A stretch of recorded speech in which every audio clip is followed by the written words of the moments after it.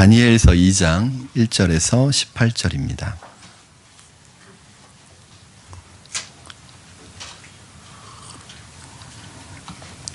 다니엘, 제가 가지고 있는 성경으로는 1232쪽에 있습니다. 다니엘 2장 1절에서 18절까지 말씀을 우리 같이 한번 교독해서 읽고 18절은 합독하시겠습니다.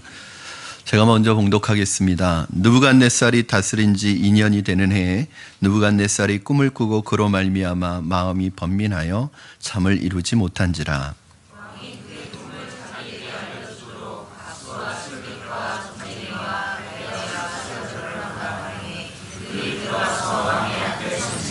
왕이 그들에게 이르되 내가 꿈을 꾸고 그 꿈을 알고자 하여 마음이 번민하도다 하니,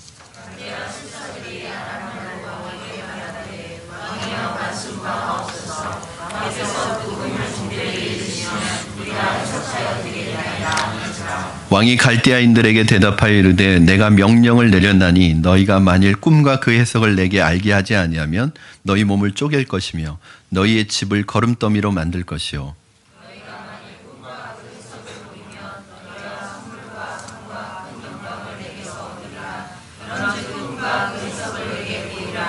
그들이 다시 대답하여 이르되 원하건대 왕은 꿈을 종들에게 이루소서. 그리하시면 우리가 해석하여 드리겠나이다 하니,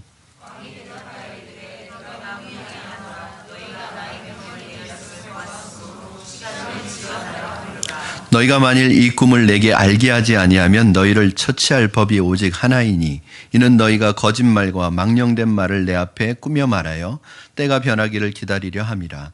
이제 그 꿈을 내게 알게 하라. 그리하면 너희가 그 해석도 보일 줄을 내가 알리라 하더라.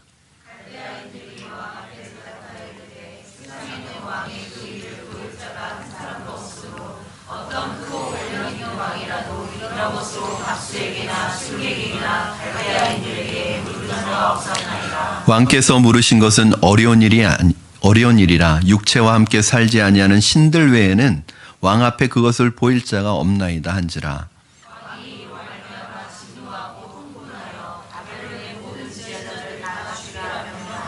왕의 명령이 내림에 지혜자들은 죽게 되었고 다니엘과 그의 친구들도 죽이려고 찾았더라.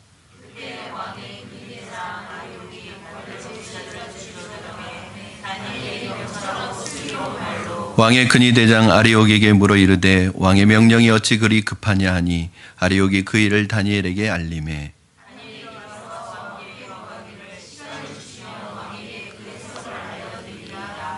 이에 다니엘이 자기 집으로 돌아가서 그 친구 하나냐와 미사엘과 아사랴에게 그 일을 알리고 하늘에 계신 하나님이 이 은밀한 일에 대하여 불쌍히 여기사 다니엘과 친구들이 바벨론의 다른 지혜자들과 함께 죽임을 당하지 않게 하시기를 그들로 하여금 구하게 하니라. 아멘. 한자 고사성어에 세옹심화라는 말이 있습니다. 인생이란 워낙 변화무쌍해서 지금은 좋은 일이 언제 화가 되어 돌아올지 모르고 지금 나쁜 일이지만 언제 좋은 일이 되어 올지 모르니 그만큼 세상의 일은 헤아리기 어렵다는 뜻입니다. 그러니까 지금 잘 나간다고 해서 자만하지 말고 지금 일이 안 된다고 해서 좌절하고 체념하지 말라는 옛 성현들의 지혜가 담긴 말입니다. 그런데 다니엘의 인생을 보면 진짜 그렇습니다. 지난주 이제 우리가 설교를 통해서 처음 다니엘서를 보기 시작했는데 다니엘의 인생이 극에서 극으로 왔다 갔다 합니다. 15살의 어린 나이에 나라가 망하면서 침략군의 포로가 되어서 수백 수천의 왕족과 귀족들과 함께 이역만리 타국으로 포로로 끌려왔습니다. 꿈이 사라졌습니다. 인생이 망한 것 같습니다. 그런데 거기에서도 포로로 끌려간 그 낯선 땅에서도 하나님의 은혜를 구하고 하나님께 뜻을 정하고 헌신하니까 하나님께서 그 수많은 제국, 이 바벨론 제국이 얼마나 큽니까? 사실은 바벨론 제국은 페르시아나 로마 제국보다 더 큽니다. 이 엄청난 바벨론 제국, 그 수많은 인재들 가운데서도 탁월하게 만드셔서 바벨론 왕의 최측근 두뇌들 가운데 으뜸이 되게 하셨습니다. 그래서 잿더미와 같았던 다니엘의 인생에 새로운 기회를 맞이하게 되었던 것입니다. 이제는 축복의 탄탄대로가 열리나 보다. 이제는 출세의 길이 열리나 보다. 그렇게 생각을 했는데 오늘은 또 다니엘에게 끔찍한 위기가 닥쳐옵니다. 문제의 시작은 느부갓네살 왕이 꾼 꿈에서 시작이 되었습니다. 느부갓네살 왕이 어느 날 꿈을 꾸었는데 아주 난해한 꿈을 꾸었어요. 1절 말씀에 보면 이것을 꿈이라고만 되어 있지만 원어 성경을 보면 꿈들이라고 복수로 되어 있습니다. 느부갓네살 왕이 꾼 꿈이 여러 가지 꿈을 동시에 꿨다는 뜻이 아니라 이 꿈이 워낙 여러 가지 이미지와 여러 가지 메시지와 여러 가지 상징물들이 복합되어 있다 보니까 난해한 꿈이어서 도저히 해석이 불가능한 꿈이라는 뜻에서 꿈들이라는 단어를 씁니다. 느부갓네살이 이 꿈을 꾸고 너무나 영적으로 압박을 받고 들어오니까 잠이 오질 않는 거예요. 이 꿈을 꿨는데 이게 도대체 무슨 꿈인지 몰라가지고 밤새 고민하다가 번민하다가 아마 밤을 샌 것 같습니다. 그래서 이럴 때 왕의 자문 역할을 하는 술사들을 불러서 최고의 그 술사들 중에서도 그 원로급들, 최고 원로급들을 부른 거예요. 아침이 되자마자. 그러니까 이 지혜자들은 이게 도대체 무슨 일인지 왕이 급한 일인데 아침이 되자마자 호출을 하니까 급히 출근들을 다 했습니다. 왕궁으로.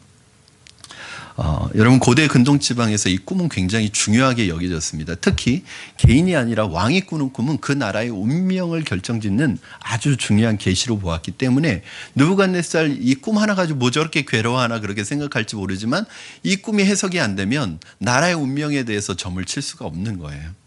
그래서 오늘 바벨론에 있는 박수와 술객과 점쟁이와 갈대아 술사 뭐 여러 표현들로 나오는데 이 사람들은 한마디로 말하면 점성술사입니다.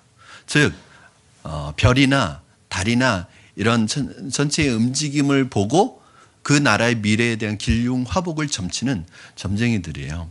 점성술사들이에요. 우리가 흔히 말하는 미신적으로 보는 그런 박수무당이나 이런 점쟁이들이 아니라 천체를 실제적으로 연구하는 그런 학자들이고 인문학이나 역사를 연구하는 그런 학자들로 구성되어진 지혜자들의 그룹입니다. 이 사람들이 하늘과 별의 달의 움직임을 읽으면서 또 왕의 꿈을 해석해서 나라의 큰 정책 방향을 짚어주는 사람들이었습니다. 이런 두뇌 집단은 종교적인 집단이면서 엄청난 정치적인 입김을 행사할 수 있는 사람들이었던 거예요. 왕이 이 두뇌 집단의 술사들을 불렀습니다. 3절에 보니까 왕이 그 꿈을 알고자 하여라고 되어 있는데 왕이 자기도 무슨 꿈을 꿨는지 모르는 게 아니라 이 말은 내가 무슨 꿈을 꿨는지 모르는 게 아니라 꿈의 내용은 어렴풋이 알고 있는데 이것에 대한 해석이 안 된다는 뜻이에요.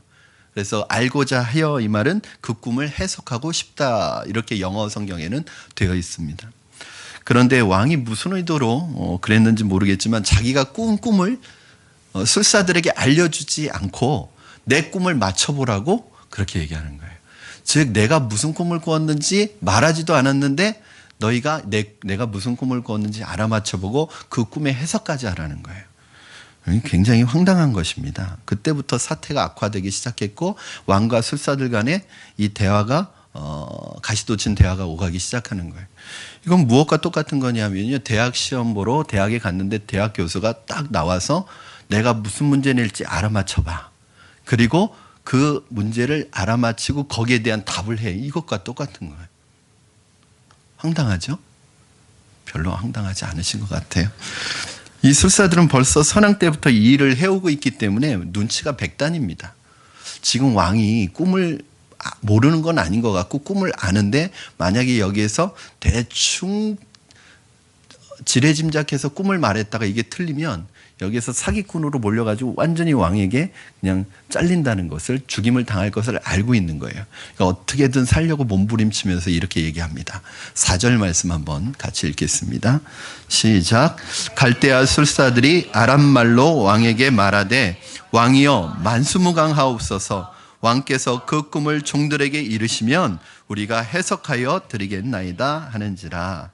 여러분 이 말씀을 그냥 읽으면 그 느낌이 잘 전달되지 않습니다. 그래서 성경을 읽을 때 굉장히 요약되어 있잖아요. 성경은 그 행간의 의미를 잘 살피면서 읽으셔야 돼요. 이 말은 갑자기 왜 만수무강하옵소서? 이 말은 그런 뜻이에요. 왕이여 만수무강하옵소서. 좋은 게 좋은 거잖아요. 왜 그러세요? 그 말이에요. 아니 왜 갑자기 잘해오다가 갑자기 그러세요? 그냥 우리 좋게 합시다 그 말이에요. 그러니까 왕이 이 말을 듣고 화가 난 거예요. 5절 말씀 같이 읽겠습니다. 시작. 왕이 갈대아인들에게 대답하여 이르되 내가 명령을 내렸나니 너희가 만일 꿈과 그 해석을 내게 알게 하지 아니하면 너희 몸을 쪼갤 것이며 너희 집을 거름더미로 만들 것이요. 정말 따뜻한 대화가 오고 가고 있죠. 네. 여러분, 몸을 쪼갠다는 말이 무슨 뜻이에요? 이건 실제로 문자적으로 몸을 쪼갠다는 뜻이에요. 즉 바벨론의 형벌 중에 어떤 형벌이 있었냐면 왕의 명령에 불복종할 때는 능지처참을 하는 거예요. 실제로 몸을 찢어버립니다. 그런 형벌이 있는 거예요. 그런데 자기만 죽일 뿐만 아니라 누구까지 죽여요? 내 집을 거름더미로 만들겠다. 이게 무슨 말이냐? 너만 죽는 게 아니고 우리나라 표현으로 하면 삼족을 멸하겠다. 그런 표현이에요. 여러분, 술사들은 왕의 명령을 받고 잘 출근했다가 아니 이게 무슨 난리입니까? 몇십 년간 바벨론에서 누려왔던 그 명예와 권력과 기득권이 한순간에 날아가 버리게 생겼어요. 아마 가족들의 얼굴이 눈앞에 이렇게 아른거렸을 것 같아요. 여러분, 이것이 세상에서의 성공입니다. 고위공직자들 너무 부러워하지 마세요. 세상에서의 성공은 영원한 것이 아닙니다. 한순간에 무너집니다. 여러분, 세상에서의 성공을 맛보신 분들 있으세요? 그 인기와 그 명예가 얼마나 덧없는 건지 아세요? 한순간에 무너집니다. 어떤 인기와 명예도 영원하지 않습니다. 그러나 어떤 사람도 풀 수 없는 이 느부갓네살의 이 서슬퍼런 요구 뒤에 하나님의 엄청난 섭리가 있었던 거예요. 다니엘이 이 유다라는 변방 포로 출신이 이 정치적인 한계를 극복하고 이 세계 제국 바벨론의 최고위직에 오를 수 있는 유일한 길은 이런 끔찍한 폭풍과 같은 위기밖에 없습니다. 그렇지 않고 정상적인 위계 질서 속에서는 다니엘 같은 이 변방 출신은 죽었다 깨어나도 이 나라를 다스리는 그런 자리에 오를 수가 없어요. 그래서 하나님께서 이 다니엘을 정상적인 코스가 아니라 하나님의 방법으로 이 바벨론이라는 나라의 최고 지도자가 되게 만들기 위해서 이런 이상한 폭풍과 같은 이러한 재앙과 같은 일들을 일으키시는 거예요. 여러분, 정상적인 상황에서 우리나라에서 솔직히 필리핀이나 인도네시아 사람이 귀화를 했다고 생각해 보세요. 이분이 얼굴만 봐도 우리나라 사람이 아닌 게 표시가 나는데 이 사람이 우리나라에서 국무총리가 될 확률이 얼마나 있을까요? 아무리 이 사람이 실력이 뛰어나도 우리가 가지고 있는 인종적인 편견과 지형과 학연과 이런 거 다 따지면 결코 그 사람은 실력으로 국무총리가 될 수 없습니다. 다니엘이 지금 또 그런 상황이에요. 정상적인 상황으로는 불가능하기 때문에 하나님께서 이 바벨론 왕궁의 초유의 이러한 재앙과 위기를 터뜨리신 것입니다. 그러므로 여러분, 하나님의 사람들에게는 위기는 변장된 축복이라는 것을 기억하셔야 합니다. 세상 사람들이 상식적으로 도저히 안 된다고 하는 것, 다른 기업들이 다 도산해버리는 끔찍한 불경기가 하나님의 사람에게는 오히려 그것이 살 길이라는 것이에요. 바벨론 술사들이 아무리 생각해도 도저히 안 되겠다고 판단을 내린 거예요. 그래서 사실은 한 번 더 간청을 합니다. 이제 여기에 왕이 더 화가 나는 거예요. 한 번 명령을 내렸으면 해야 되는데 자꾸 지금 물고 늘어지는 거예요. 7절. 바벨론 술사들의 말입니다. 시작. 그들이 다시 대답하여 이르되 원하건대 왕은 꿈을 종들에게 이르소서 그리하시면 우리가 해석하여 드리겠나이다 하니. 여러분, 벌써 왕이 한 번 말했는데 이 정도로 두세 번 계속 얘기하는 것은 왕의 말을 따를 생각이 없다는 거예요. 이렇게 말함으로 술사들은 이 활활 타오르고 있는 왕의 분노에다 기름을 끼얹는 격이 되었습니다. 8절 9절 말씀 같이 보겠습니다. 시작. 왕이 대답하여 이르되 내가 분명히 아노라 너희가 나의 명령이 내렸음을 보았으므로 시간을 지연하려 함이로다. 너희가 만일 이 꿈을 내게 알게 하지 아니하면 너희를 처치할 법이 오직 하나이니 이는 너희가 거짓말과 망령된 말을 내 앞에서 꾸며 말하여 때가 변하기를 기다리려 함이라. 이제 그 꿈을 내게 알게 하라. 그리하면 너희가 그 해석도 보일 줄을 내가 알리라 하더라. 너희들이 이런 식으로 시간 끌어서 넘어가려고 하는 거 내가 다 안다. 나의 선왕 때부터 내가 계속 지켜봐왔는데 너희들은 진실하지 않았고 늘 거짓말과 망령된 말로 정치적인 아부 섞인 말로 왕의 마음을 즐겁게 하려고 그 상황을 모면하려고 너희들이 모르면서도 거짓말 지어내서 한 거 내가 다 안다. 그러니까 말 꾸미려고 하지 말고 시간 끌려고 하지 말고 빨리 명령에 따라라. 여러분 이것으로 미루어 보아서 왕이 평상시에 술사들에게 쌓인 감정이 많았던 것 같아요. 이 술사들은 그동안 왕의 최측근으로서 온갖 호의호식을 다 누리면서 살았던 사람들입니다. 느부갓네살과 같이 이렇게 젊은 왕이 이제 등극을 했어요. 이때 느부갓네살 왕이 나이가 28, 20대 후반 정도라고 보고 있습니다. 여러분 대단하죠. 20대 후반에 세계를 제패하고 세계를 주름잡는 이 왕이 됐어요. 전쟁 영웅이에요. 얼마나 똑똑한지 모르겠어요. 전술적으로 이 느부갓네살을 따라갈 사람이 없는 거예요. 여러분 이렇게 새롭게 등극한 왕에게 있어서 가장 부담스러운 존재가 누군지 아세요? 선왕의 가신들입니다. 나이 들고 텃세 부리면서 자신들의 온갖 기득권을 빼앗기지 않으려고 하는 이 사람들이 또 새로 왕이 된 이 왕을 견제하는 거예요. 늘. 그러니까 이런 사람들 언제 칠 것인가, 이 술사들을 언제 칠 것인가를 아마 이 느부갓네살이 잘 기회를 보고 있었던 것 같아요. 근데 오늘이 그날이에요. 그리고 또 한편으로는 느부갓네살 마음에는 자신에게도 영적으로 굉장히 압박이 심한 문제였습니다. 이 순간만큼은 이 난해하고 엄청난 꿈을 풀고 싶었습니다. 그러니까 정치적인 아부 멘트 하지 말고 정말 진실하게 이 영적인 꿈을 누군가 해석해 주기를 바랬던 거예요. 여러분 그런데 이 술사들은 왕의 그런 진심보다도 왕이 자기들을 궁지에 몰고 있다고 생각을 한 거예요. 이 쥐도 도망갈 데가 없으면 고양이를 물어버리잖아요. 이제 이 술사들이 갈 때까지 이제 더 갈 데가 없으니까 왕에게 오히려 대듭니다. 따집니다. 그럼 10절 말씀 같이 읽겠습니다. 시작. 갈대아인들이 왕 앞에 대답하여 이르되 세상에는 왕의 그 일을 보일 자가 한 사람도 없으므로 어떤 크고 권력 있는 왕이라도 이런 것으로 박수에게나 솔객에게나 갈대아인들에게 물은 자가 없었나이다. 여러분 이게 무슨 뜻이냐면요, 당신이 아직 젊어서 잘 모르는 것 같은데 어떤 권력 있는 왕도 어떤 선왕들도 우리에게 이런 요구를 한 적이 없습니다. 당신은 아직 잘 모르는 것 같아요. 당신 아직 나이가 어려서 잘 모르는 것 같습니다. 당신 풋내기 같습니다. 그러니까 지금 이 모든 문제의 책임을 왕에게 지금 전가하고 있는 거예요. 굉장히 위험한 발언이잖아요. 여러분 젊은 리더들이 가장 듣기 싫어하는 말이 무슨 말인지 아세요? 당신은 아직 어려서 그래. 이 말 굉장히 싫어합니다. 젊은 리더들이. 연세 드신 분들한테 늙어서 그래. 그 말이 모욕적인 말인 것처럼 젊은 리더들에게 당신이 어려서 그래. 이 말 굉장히 모욕적인 말이죠. 저에게는 아직 그런 말을 하시는 분은 없습니다. 목사님 아직 어려서 그래요. 너무 젊어서 그래. 이런 말 하시는 분은 없어요. 저는 그래도 미워하지 않을 겁니다. 여러분 괜찮습니다. 이게 이제 그 느부갓네살의 어떻게 보면 아킬레스건이었거든요. 여러분 인간에게 가능한 일이 아니다. 이것은 우리가 무능력해서가 아니라 왕이 무리한 요구를 하는 거다. 지금까지 어떤 왕도 이런 요구를 했던 왕은 없다. 당신 책임이다. 당신이 문제다. 그런 말이에요. 여러분 느부갓네살 왕이 아주 분노하기 시작했습니다. 12절 우리 같이 읽겠습니다. 시작.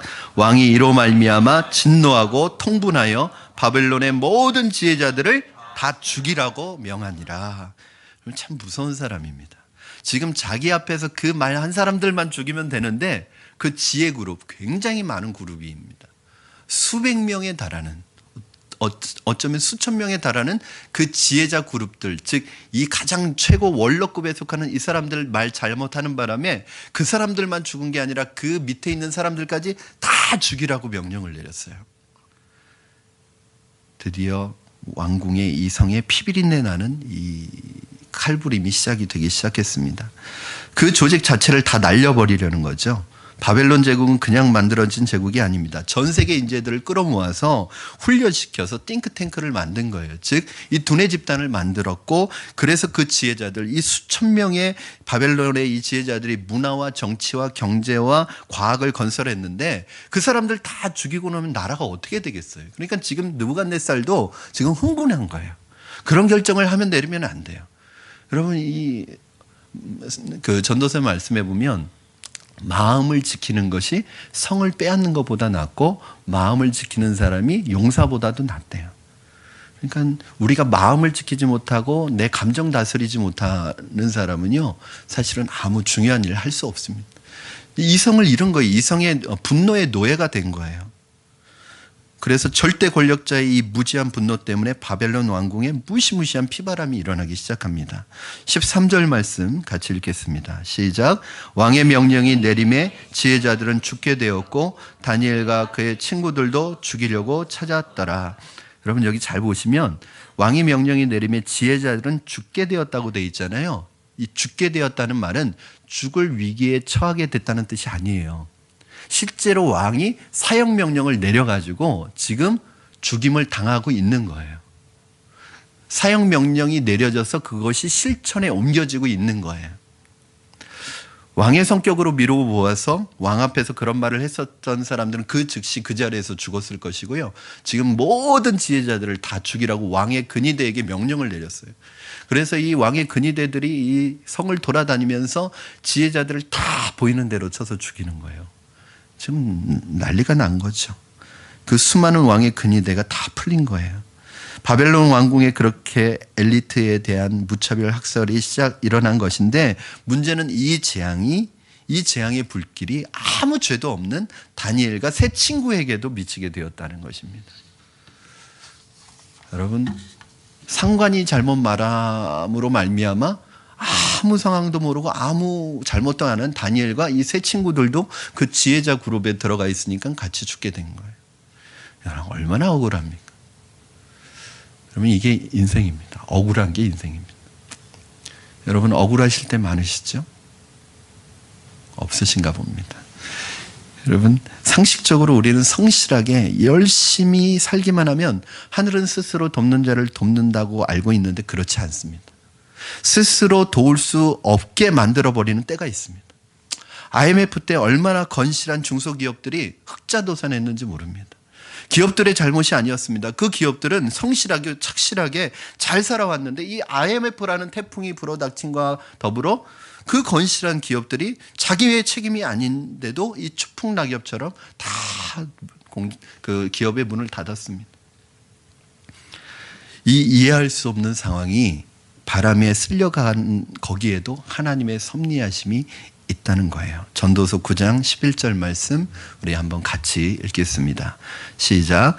내가 다시 해 아래에서 보니 빠른 경주자들이라고 선착하는 것이 아니며 용사들이라고 전쟁에 승리하는 것이 아니며 지혜자들이라고 음식물을 얻는 것도 아니며 명철자들이라고 재물을 얻는 것도 아니며 지식인들이라고 은총을 입는 것이 아니니 이는 시기와 기회는 그들 모두에게 임함이니라.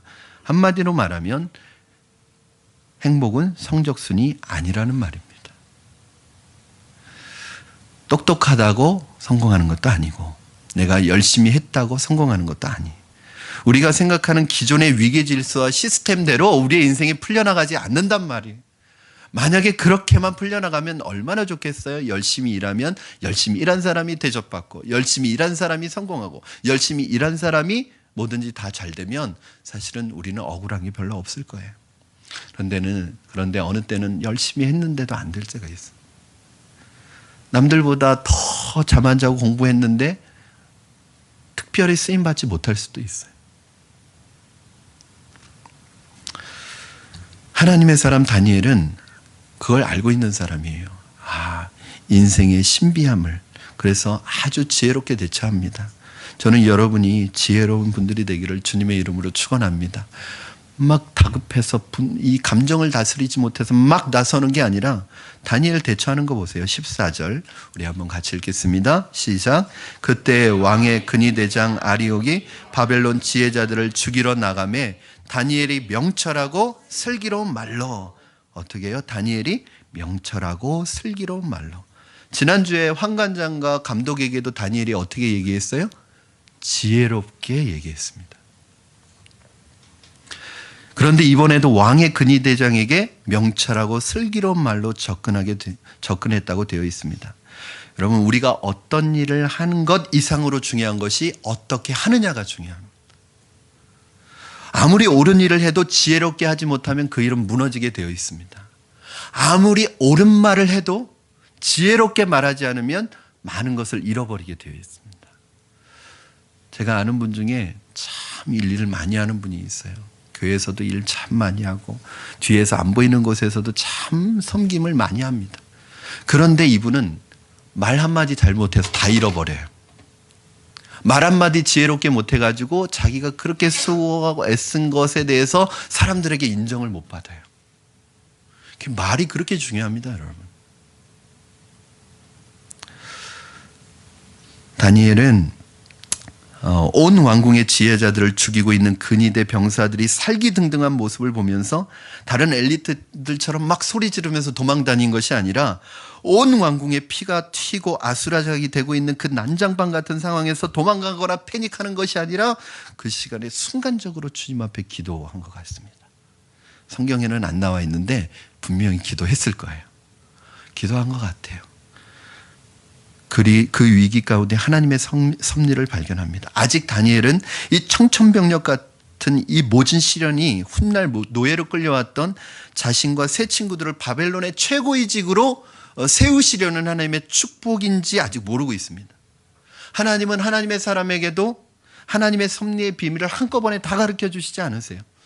애굽에 팔려가서 종살이하고 또 노예로 또 그 믿음 지키려고 또 죄수로 또 누명을 쓰고 팔려가는 그 요셉에게, 그 고난의 연속이었던 요셉에게 나타나셔서 주님이 요셉아, 이거 너 다 국무총리 될 각본이니까 염려하지 마라, 이렇게 말씀하시지 않는다고.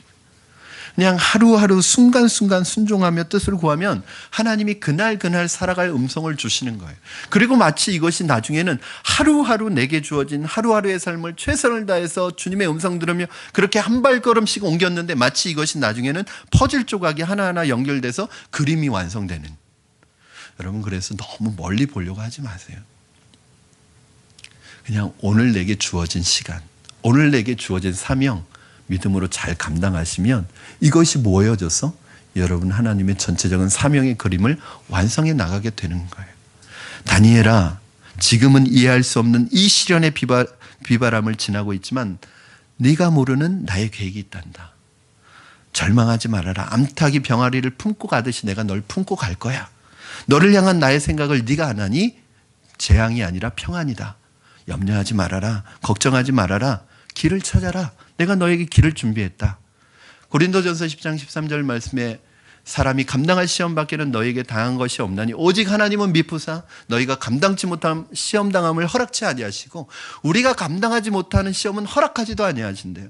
그러나 시험 당할 쯤에 또한 피할 길을 내사 너희로 능히 감당하게 하시느니라. 하나님이 피할 길을 다 준비하고 계시다는 거예요. 여러분, 막다른 골목 같아도 여러분 두려워하지 마시기 바랍니다. 하나님께서 피할 길을 다 준비하고 계시다는 거예요. 다니엘이 그 음성을 듣고 기도하던 끝에 어떤 지혜로운 결정을 내렸냐면 아리옥을 생각한 거예요. 아리옥이 누구냐면 근위대장입니다.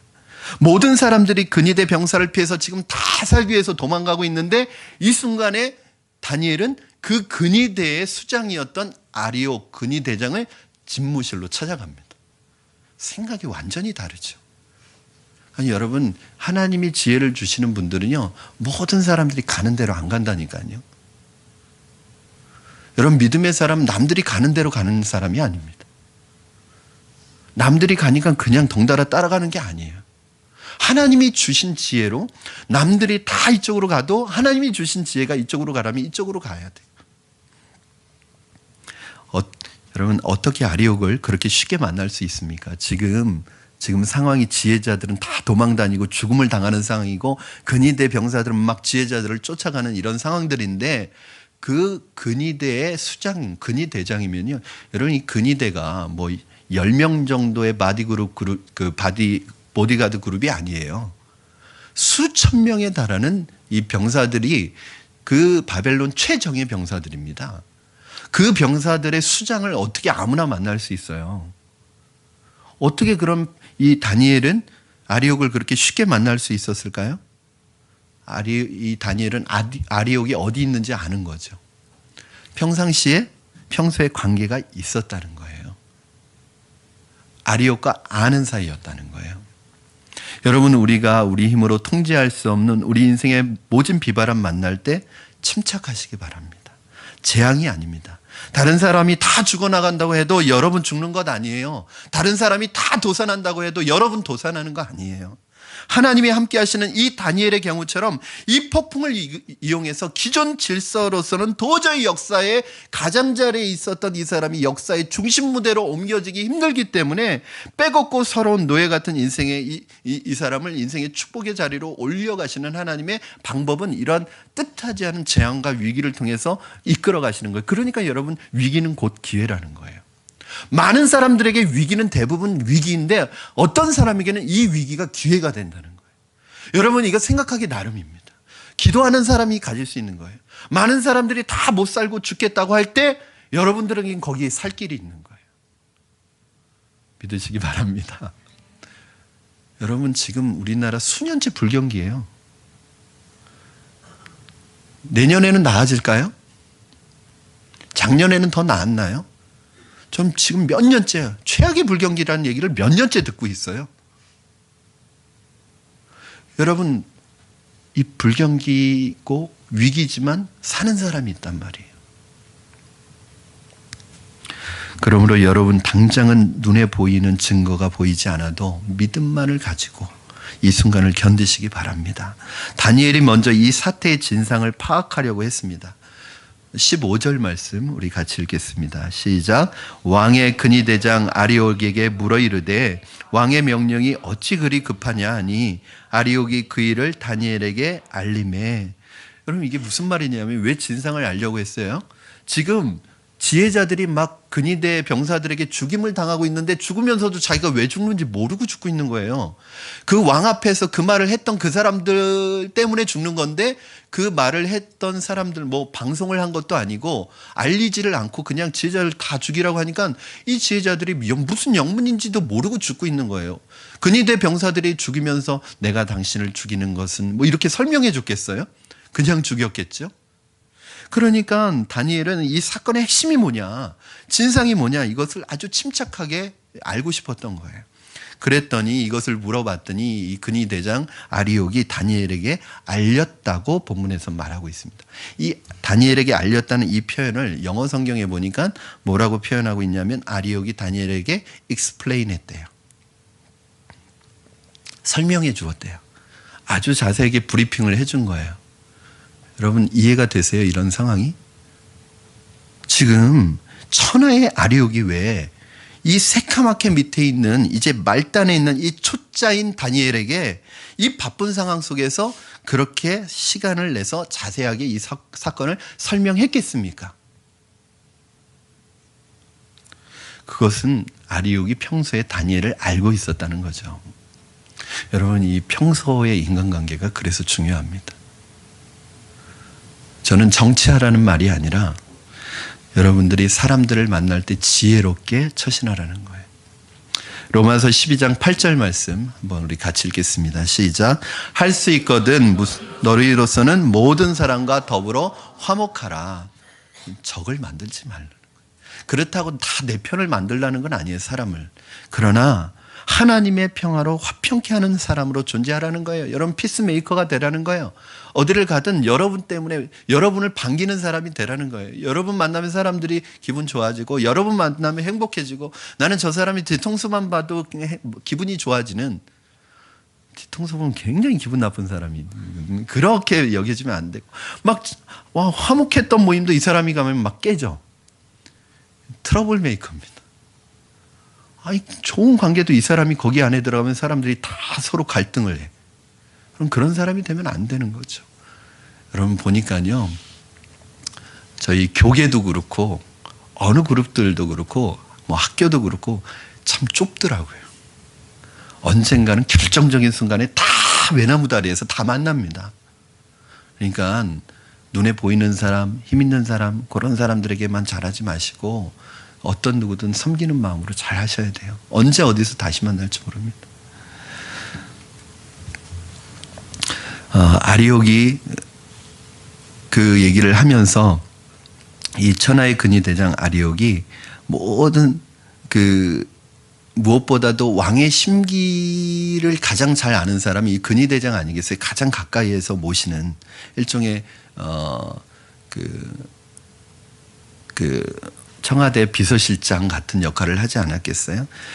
그때 이 입사 시험 때 왕이 감탄을 했던, 다른 그 지혜자들보다 지혜가 10배나 뛰어났던 다니엘을 보고 알고 있었던 거예요. 그리고 환관장하고는 친하니까 다니엘의 평소 생활에 대해서 들었었던 거예요. 그 어렵고 힘든 중에서도 그 뛰어난 실력에, 그 뛰어난 신앙심을 가진 이 다니엘이, 알고 있었던 이 다니엘이 그 다급한 상황에서도 도망가지 않고 자신에게 찾아와 무슨 일이냐고 물어보는 그 순간에 이 근위대장의 마음속에는 어쩌면 이 친구라면 이 문제를 해결할 수 있겠다라는 그러한 마음의 확신이 생겼었습니다. 그래서 아리옥이 그것을 말해준 거예요. 아리옥의 마음속에도 이 나라에 있는 지혜자들 다 죽이면 안 된다는 거 알고 있죠. 그러면 나라가 어떻게 되겠어요? 그러니까 지금 어떻게 해서든 이 왕의 분노를 좀 삭혀줄 사람, 진정시켜줄 사람이 필요한데 다니엘이 그 사람이라고 생각을 한 거예요.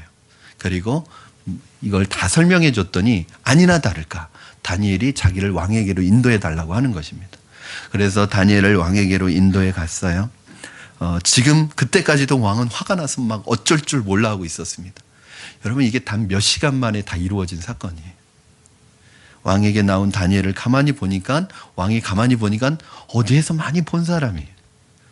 생각해 보니까 왕들은 기억력이 좋잖아요. 또 젊은 총명한 왕이니까. 이 왕궁의 지혜자 입사 시험에서 수석을 했던 그 소년인 거예요. 그것도 다른 지혜자들의 10배에 해당하는 지혜를 가지고 수석으로 입학했던 그 소년이었어요. 그래서 왕 앞에 나온 다니엘이 왕에게 이런 요청을 합니다. 자, 16절 한번 같이 읽겠습니다. 시작.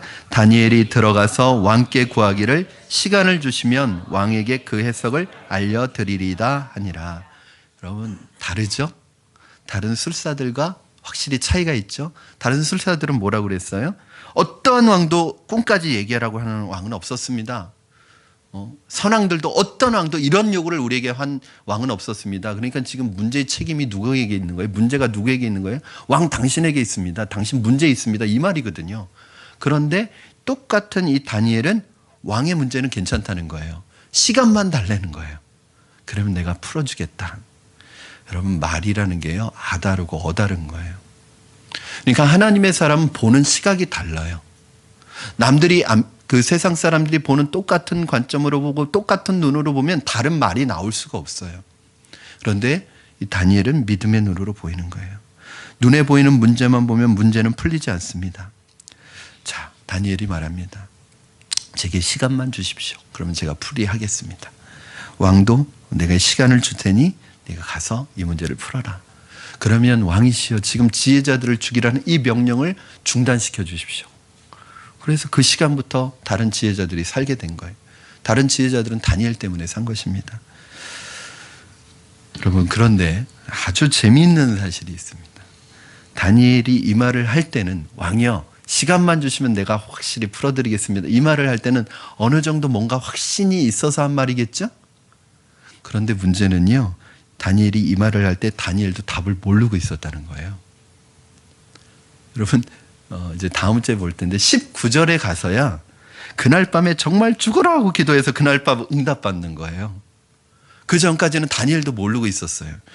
지금은 자기도 포커를 치는데 패가 없는 거예요. 그런데 마치 중요한 패를 가지고 있는 것처럼 그렇게 아무것도 가지고 있지 않고 지금 그 문제 해결을 모르면서 다니엘은 왜 이렇게 자신 있게 말할 수 있었을까요? 첫째는 일단 살고 봐야 되니까 시간을 버는 거죠.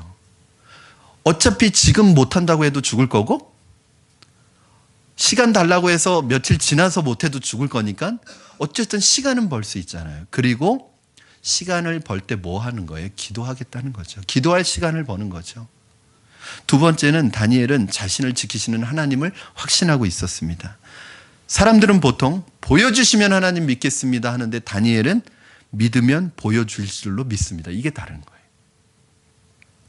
다니엘은 하나님을 신실하심을 믿었습니다. 이 모든 난리가 왕의 꿈 때문이라는 이야기를 들은 후부터 사실은 다니엘의 마음속에 이 꿈이 보통 꿈은 아니구나. 어지간한 꿈 가지고 저 대범한 왕이 세계를 제패한 저 왕이 저렇게 흥분할 리는 없다. 저렇게 떨 리 없다. 그리고 어지간한 꿈 가지고 이 그 수십 년 동안 이 지혜 경력을 쌓아온 이 술사들이 이렇게 그 꿈을 풀지 못할 리는 없다. 그렇다면 이 꿈을 풀 수 있는 분은 하나님 한 분뿐이시다. 그렇다면 하나님이 풀 수 있는 꿈이라면 바벨론에선 이 꿈을 풀 수 있는 사람이 기도하는 나 다니엘 외에는 없다는 생각을 하게 된 것입니다. 여러분, 그러면서 다니엘이 흥분하는 거예요. 여러분 그런 거 느끼세요? 내가 늘 꿈꿔왔던 것이 어느 상황과 환경 속에서 이것이 맞아 떨어질 때 그 흥분, 그러면서 그 안 좋은 상황이 아니라 일생일대 내 기회로 다가올 때 그 흥분. 지난 시간에 다니엘과 세 친구에게 바벨론의 술사들보다 10배나 나은 지혜를 주시고 특별히 다니엘에게는 하나님이 뭘 주셨죠? 그렇죠. 다니엘에게는 다른 사람들에게도 없는 어떤 능력을 주셨냐면 모든 환상과 꿈을 해석할 수 있는 능력을 주셨어요. 여러분 17절 말씀 한번 1장 17절 성경 앞으로 돌아가셔서요. 한번 1장 17절 읽겠습니다. 시작. 하나님이 이 네 소년에게 학문을 주시고 모든 서적을 깨닫게 하시고 지혜를 주셨으니 다니엘은 모든 환상과 꿈을 깨달아 알더라. 여러분 그 능력을 받았을 때 다니엘은 왜 그 능력을 받았는지 이해하지 못했습니다. 이 꿈을 해석하는 능력은 어디 가서 자랑할 수도 있는 능력도 아니고요. 보통 때는 어디 가서 휘두를 수 있는 능력도 아닙니다. 다니엘은 이 느부갓네살 꿈 이야기를 듣고 와서 기도하는데 영적인 느낌이 오는 거예요.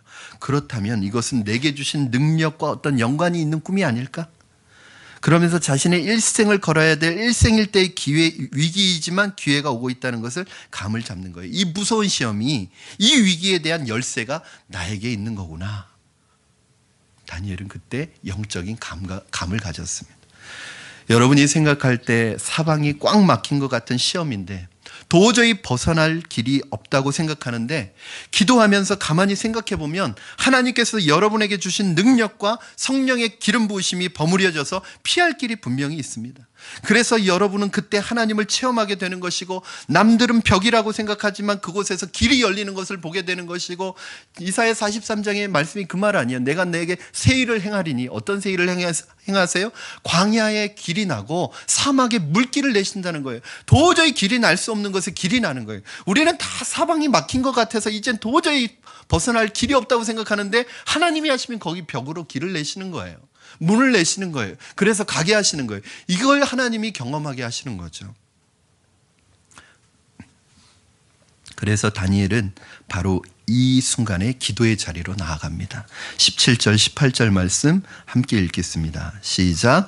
이에 다니엘이 자기 집으로 돌아가서 그 친구 하나냐와 미사엘과 아사랴에게 그 일을 알리고 하늘에 계신 하나님이 이 은밀한 일에 대하여 불쌍히 여기사 다니엘과 친구들이 바벨론의 다른 지혜자들과 함께 죽임을 당하지 않게 하시기를 그들로 하여금 구하게 하니라.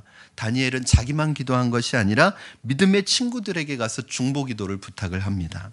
여러분 진짜 위기 때는 개인적으로 기도하는 것도 중요하지만요. 이 중보 기도의 네트워크가 가동이 돼야 됩니다. 저는 개인적으로 아무것도 가진 거 없습니다.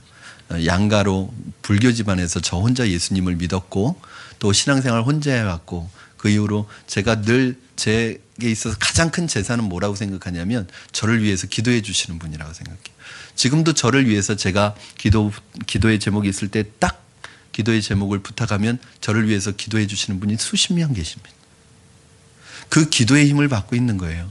여러분 혼자 기도하는 것도 중요한데 위기의 순간에는 중보 기도가 굉장히 능력 있는 기도입니다. 여러분 형제들이 자매들이 성도들이 같이 해주는 기도의 위대한 능력을 아십니까? 이 뛰어난 능력을 아십니까? 이것을 믿으셔야 합니다. 아직도 예배만 드리고 공동체에 등록하지 않은 분들이 혹시 여러분 주위에 계시면요, 빨리 공동체 안에 등록하도록 해야 됩니다. 왜냐하면 적이 없다는 것은, 그러니까 교적이 없다는 것은 내가 뿌리가 없는 거거든요. 언제든지 휩쓸릴 수 있고 이렇게 밀려갈 수 있어요. 여러분의 인생의 위기가 떨어져서 공동체를 찾으면 그때는 늦습니다. 내가 공동체 안에 들어가서 나의 삶을 나누고 기도를 나누는 그 지체들이 있을 때 여러분의 인생의 위기를 벗어날 수 있어요. 그래서 이 교회는요, 예배만 드리는 곳이 아닙니다. 예배만 드리면 말씀 듣고 설교 듣고 예배 드리고 은혜는 받을 수 있어요. 그러나 그것은 신앙생활의 반입니다. 반쪽입니다. 그래서 교회 안에 바로 지체가 필요한 것이고 교제를 나눌 사람이 필요한 거예요. 여러분, 근데 한숨 쉬고 걱정하는 것은 기도가 아닙니다. 성경책하고 십자가 목걸이 만지작거리면서 어떡하지 이렇게 하는 건 기도가 아니에요. 기도는 기도해야 기도입니다. 근심거리, 걱정거리를 기도 제목으로 바꿀 때 비로소 이 문제가 내 속안에서 하나님 속안으로 넘어가는 거예요. 그때부터 하나님께서 움직이시기 시작하시는 것입니다. 여러분이 아무리 많은 고민거리를 가지고 근심거리를 가지고 있고 걱정거리, 위기를 가지고 있어도 그거 여러분이 싸매고 있으면 하나님이 일하시지 않는다니까요. 그거를 빨리 기도하면 그 기도하는 순간에 이 문제에 대한 소관이 내 소관이 아니라 하나님 소관이 된단 말이에요. 하나님이 일하시기 시작한단 말이에요. 사랑하는 여러분, 걱정을 하면 뭐가 생기는 줄 아세요? 위궤양이 생깁니다. 기도하면 뭐가 생기는지 아세요? 담대함이 생깁니다. 여러분, 다니엘과 이 세 친구의 기도 제목을 한번 보세요. 우리를 불쌍히 여기사 다른 지혜자들과 같이 죽지 않게 해주세요. 한마디로 말하면 뭐예요? 하나님, 우리 살려주세요. 얼마나 유치한 기도입니까? 그래도 성경에 나오는 인물 정도 되면 나라 민족을 위해서 뭐 세계를 위해서 기도해야지 살려달라고 기도하는 게 이게 말이 됩니까? 유치하죠? 하나님은 이런 기도를 좋아하십니다. 어린아이처럼 자신의 있는 모습 그대로 하나님 앞에 내려놓고 어린아이처럼. 여러분, 하나님이 우리 마음을, 우리가 기도하기 전에 우리 마음 다 알고 계시거든요. 하나님은 이미 우리에게 뭐가 필요한지 다 알고 계시거든요. 그런데 화려한 수식어 붙일 필요 없어요. 개인 기도하실 때는 그냥 아버지하고 그냥 살려달라고 하면 되는 거예요. 하나님은 그런 어린아이와 같은 기도를, 저는 어떤 분들은요, 뭐 진짜 위기가 지금 엄청난 위기 속에 있는데도 기도할 때 굉장히 점잖게 기도하는 분들이 있어요. 아무 문제 없는 것처럼. 문제가 엄청 많은데. 하나님 앞에서 그런 점잖 뺄 필요 없어요. 하나님 앞에서는 우리 아버지시잖아요.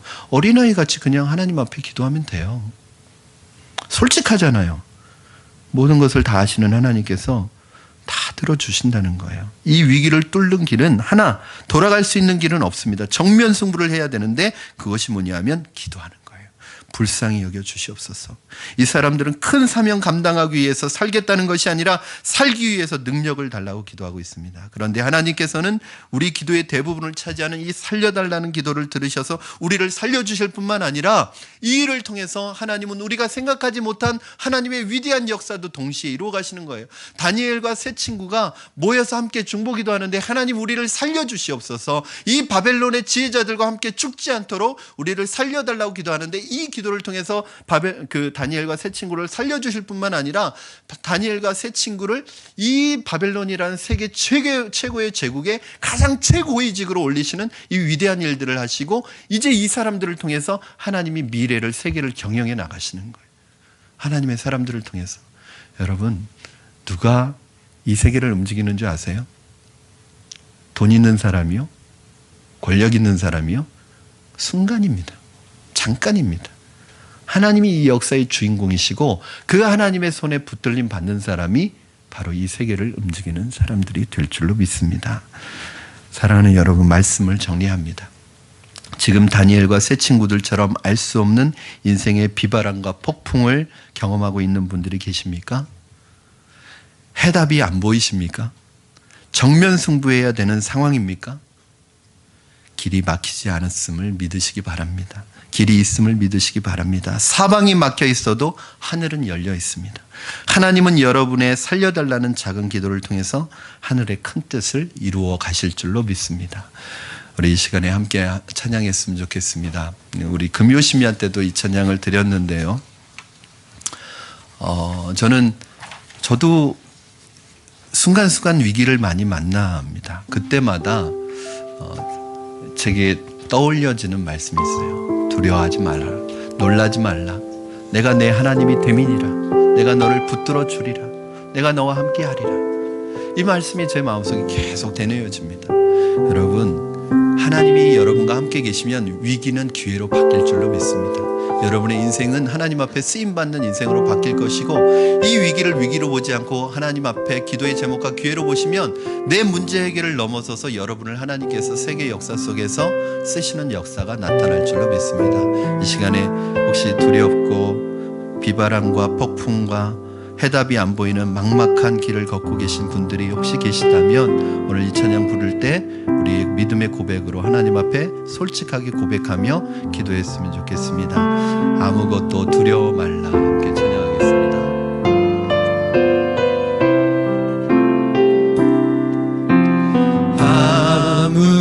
아무것도 두려워 말라. 주 나의 하나님이 지켜주시네. 놀라지 마라, 놀라지 마라, 겁내지 마라, 겁내지 마라.